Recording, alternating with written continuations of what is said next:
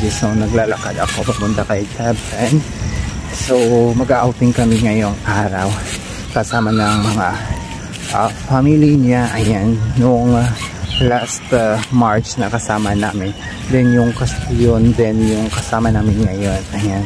So ito yung bit-bit ko. Maten. Ayan. So hindi ka maten. Isang bigat. Stop man ako sa bit-bit. Grabe, mga around 8 kilos. Buro siya. 10 kilos. Bit-bit ko. Diba, doon mo pa Manila. Lantakan. And then syempre may backpack ako. Ayan. So mga mga 10 minutes na lakad akin, diba, malayo.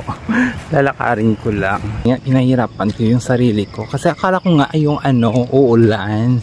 Umulan nga pero nag-stop naman siya. Ayan, so ito si Haring Araw. So kakalabas nyo pa lang. So it's 7 AM. So ang amin na assembly ikaw na yung bahala. Yung assembly time namin ay yung oras na 8:30 AM this morning. Ayan, so medyo matatagal-tagal pa. Ayan, so kakain muna kami sa bahay ni Tapen kasi nagluto kami ng ng lechon baboy. Ayan. Ay, sorry. Naglalakad pala ako dito. Wala palang lechon baboy. Chicken lang, chicken. Ayan, so see you there. See you sa mga kasama ko. Ayan, so babuish. Good morning. So I'm here na sa bahay nila ni Tebet.